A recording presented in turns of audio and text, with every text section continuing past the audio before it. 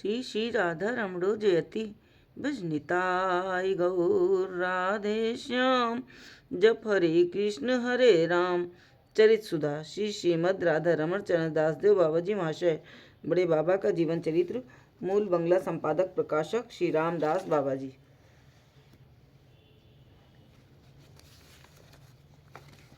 प्रभुपाद नवदीप चांद गोस्वामी के दर्शन। एक दिन पूर्वाह्न के समय संकीर्तन हो रहा था। रामदास आदि सभी कीर्तन में मत थे। बाबा जी महाशय संकीर्तन सुन रहे थे। अकस्मात न जाने क्या प्रेरणा हुई, संकीर्तन स्थल पर आकर गाने लगे। सकल जनार मन करी बारे आकर्षण, विधाता की पातिया छेफान। एक बार जे हेरे से मन फिराते नारे, मन उन्मादन गोरा चांद।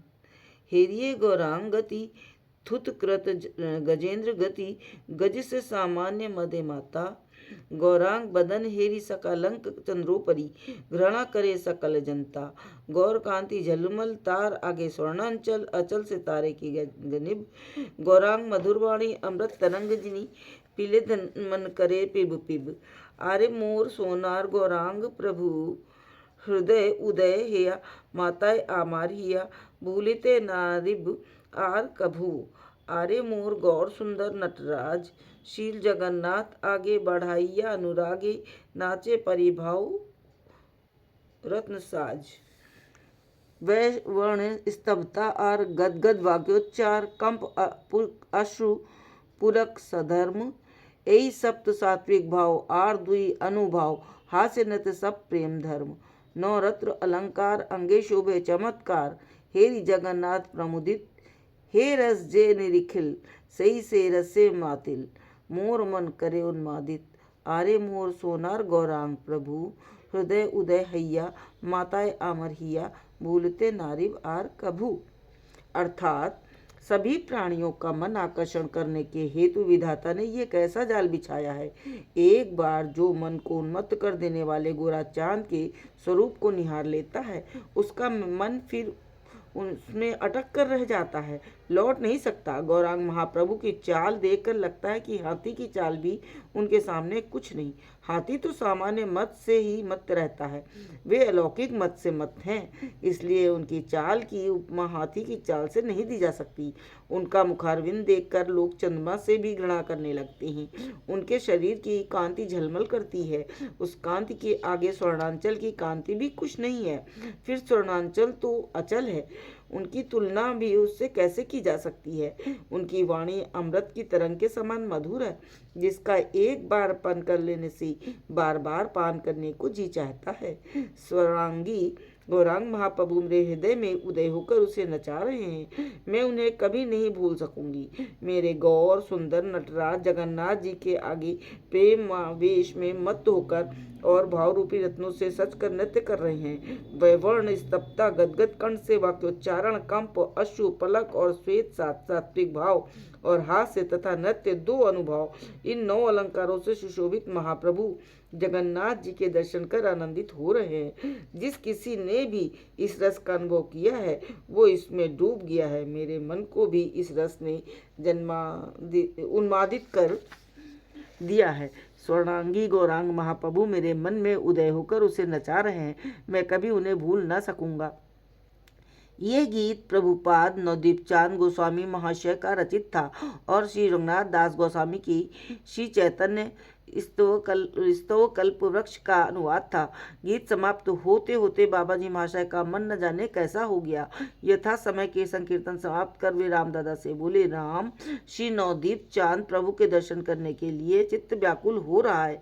वे इस समय घर पर हैं या नहीं, किसी को भेजकर मालूम करो। ये सुन रामदादा स्वयं परमानंद पूर्वक बेनेटोला गए और प्रभुपाद के दर्शन कर बाबा जी महाशय की बात कह सुनाई। सुनते ही प्रभुपाद बोले, बाबा, आज ही जैसे भी हो बाबा जी महाशय को यहाँ लाने का प्रयत्न करो। अभी थोड़ी देर पहले ही मैं उन्हें याद कर रहा था। वो मेरी बड़ी दीदी हैं। उन्हें देखते ही मन न जाने किस आनंदमय राज्य में चला जाता है। उनकी बातचीत, भावभंगी सब कुछ अपराकृत चित्तमय राज्य की सी जान पड़ती है। कैसी मधुर है उनकी आनंदमयी मूर्ति। एक दिन श्रीधाम नवद्वीप में नगर कीर्तन के समय मैंने उन्हें देखा था। उसी दिन से मुझे ऐसा लगा कि मेरा उनसे कुछ संबंध है। आज निश्चय ही उन्हें यहाँ लाने का उपाय करना चाहिए। प्रभुपाद के आदेश के अनुसार रामदादा ने बाबा जी महाशय के पास आकर सब वृतांत कहा। बाबा जी महाशय ने जोगेन बाबू को प्रभुपाद के दर्शन करने के लिए आवश्यक व्यवस्था करने की आज्ञा दी। उन्होंने तुरंत 3 गाड़ियां मंगवाई। संध्या व्यतीत होने के पहले ही सब लोग गाड़ी में बैठकर श्री कृष्ण चैतन्य प्रभु नित्यानंद, श्री अद्वैत गदाधर, श्री वासादि गौर भक्त वृंद नाम का गान करते करते प्रभुपाद के मकान की ओर चल दिए। यथा समय गाड़ी बेनटोला में स्वर्णांगी गौरांग के मंदिर के दरवाजे पर पहुंची। ये लोग गाड़ी से उतर पड़े और नाम करते करते दुपंजले पर जाकर महाप्रभु के सम्मुख उद्दंड नृत्य करने लगे। इधर किसी ने जाकर प्रभुपाद को उनके शुभागमन का संवाद दिया। वे महाप्रभु के मंदिर के सामने वाले घर से गौर आमर सर्वस्व धन गौर मूलाधार, प्राण गौर आमर प्राणपति गौर आमर गलार हार गगन भेदी ध्वनि से गाते गाते वहां जा उपस्थित हुए। अति अपूर्व सम्मिलन, अपूर्व भाव, अपूर्व आनंद दर्शन पाते ही प्रेम गदगद भाव से बाबा जी महाशय जब प्रभुपाद को दंडवत करने लगे तो उन्होंने तुरंत उन्हें उठा आलिंगन किया। दोनों की विशाल देहें अश्रु कंप पुलकादि सात्विक भूषणों से विभूषित हो गई। दोनों नीरव न जाने क्या कहना चाह रहे थे, पर उनका कंठ प्रेम के कारण रुद्ध था। आनंद क्रमशः बढ़ता ही जा रहा था। कुछ समय बाद प्रभुपाद प्रेम गदगद कंठ से बोले, तुम मेरी दीदी हो। कई दिनों से तुम्हारे लिए मेरा मन न जाने कैसा हो रहा था। आज महाप्रभु से मिला दिया। बाबा जी, मैं तो आपकी दासी हूँ।